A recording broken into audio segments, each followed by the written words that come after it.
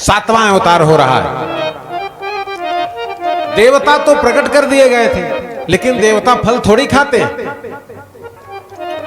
अभी मत समझिए कि राम खा रहे थे सबरी के यहां, तो राम सगुण में प्रकट थे, लेकिन जिस देवता को सगुण देवता है नहीं। देवता तो बिन पग चलई सुनई बिनु काना, कर बिनु कर्म करत विधिना, आनंद रहित सकल रस भोगी, बिनु वाणी वक्ता बड़ जोगी। बोले तन बिनु परसा, शरीर है ही नहीं, बोले तन बिनु परस नयन बिनु देखें, गाय छाह बिनु वास यसे।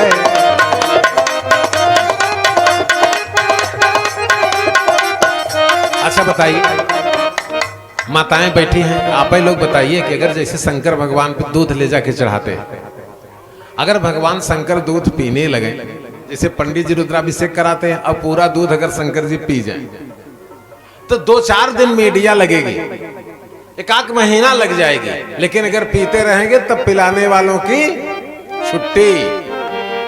क्यों? अपने माता पिता, वृद्ध माता पिता को कोई 1 लीटर दूध बंधा करके पिलाने वाला नहीं। अब जब देवता दूध पीने लगेंगे, अब देवता मीठा खाने लगेंगे, बंद। ये तो अच्छा है कि वो पीते नहीं, अच्छा है कि खाते नहीं। इसलिए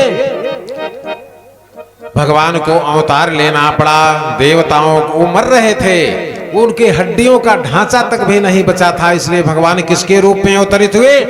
भूर्भुवः स्वस्तरो स्तारः सविता प्रपितामह, यज्ञो यज्ञपतिर्यज्वा, यज्ञांगो यज्ञवाहनः। बोले यज्ञ नारायण भगवान के।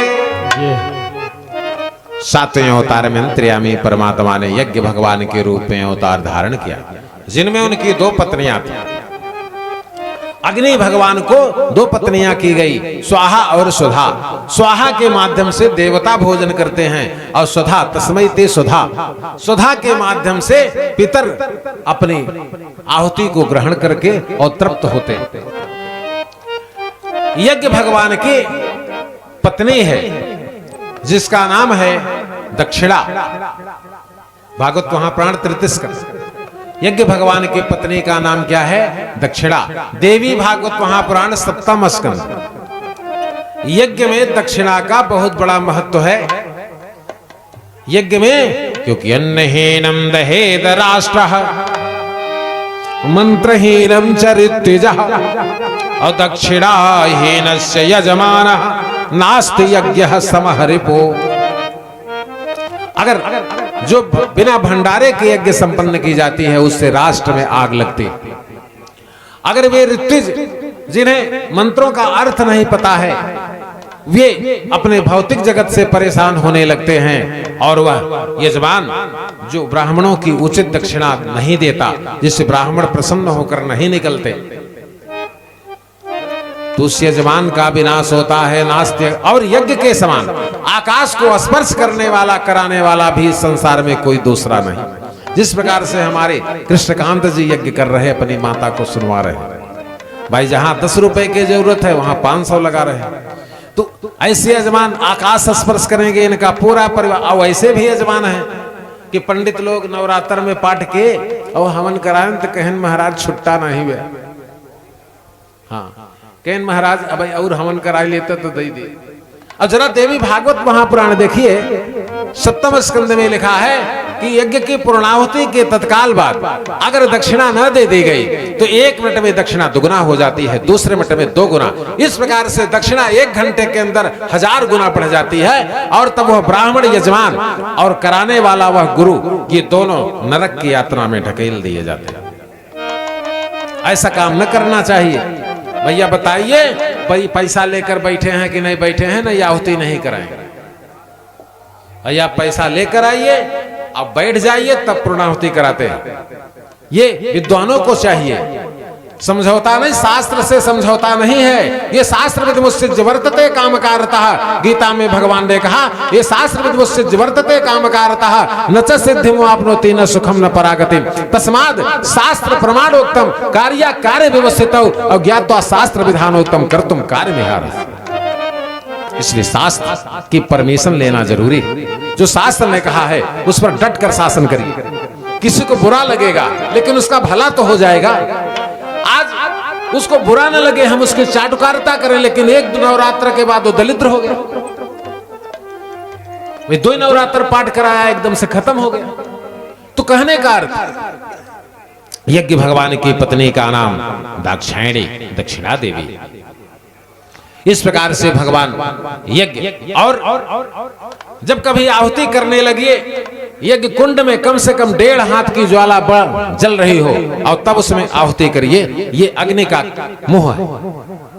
जलती हुई ज्वाला अग्नि भगवान का मुंह है। और अगर धुआं निकल रहा है तो आहुति को रोक देना चाहिए, नहीं करना चाहिए, क्योंकि धुआं यज्ञ भगवान, अग्नि भगवान का कान है। अगर दाल चावल रोटी किसी के कान में डाला जाए तो बताइए लाठी चल जाएगी कि नहीं चल जाएगी। इसलिए जलती हुई ज्वाला में ही आहुति करनी चाहिए। अगर धुएं में आहुति करेंगे परिवार में एक्सीडेंट हो जाएगा।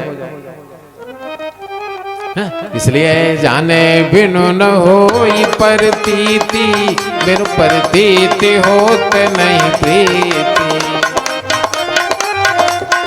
प्रीति बिना भले भगत दृढ़ाई, जिम खगपति जल की चिकनाई। यज्ञ भगवान का प्राकट रामचरितमानस अयोध्या कांड। निर्माता निर्देशक ने कहा, क्या कहा? तर्पण होम करई विधि नाना, तर्पण होम करई विधि नाना, विप्र जवाहि देहि बहुदान। बोले चरण जास तेरत चल जाही, बसहु राम तिनके मन मार। और हवन करिए। हवन करने के बाद, जैसे हवन करते हैं तो काफी हवन की सामग्री कुंड के बाहर गिर जाती है, तो कभी गलती न करिएगा।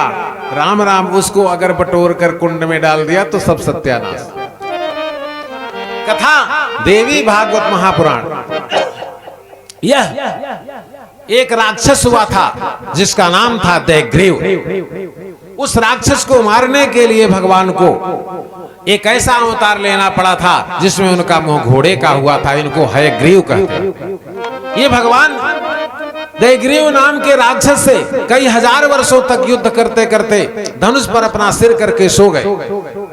देवताओं ने ब्रह्मा से पुनः प्रार्थना की। ब्रह्मा ने कहा एक काम करिए, कोई ऐसा व्यक्ति तैयार हो जाता कि अगर इनकी प्रत्यंचा काट देता धनुष की तो ये जाग जाते और फिर लड़ाई होती और दैग्रीव मारा जाता। तो कोई न तैयार हुआ। एक बर्मी नाम का कीड़ा था, जानते हैं ना, जब बरसात और साथ में पेड़ों के नीचे जाइए बड़ा जोर से आवाज आती है। वो पूरा पेड़वई काट करके एकदम चलनी कर देता है। हाँ, कटुआ है ये, बहुत बड़ा बर्मी नाम है इसका। जैसे लोहे का बर्मी बना था ना, इसका नाम है बर्मी। बर्मी नाम का कीड़ा। ये तैयार तो हो गया कि मैं काट दूंगा प्रत्यंचा, लेकिन इसके बदले में मुझे मिलेगा क्या? तो इंद्र ने कहा कि आहुति करते समय जो आहुति जमीन पे गिर जाती है वो तुम्हारा भाग है। तो कहा ठीक, मैं काट देता। पहुंचा और प्रत्यंचा काट दिया और डोरी से भगवान विष्णु का मुंह सिर कट।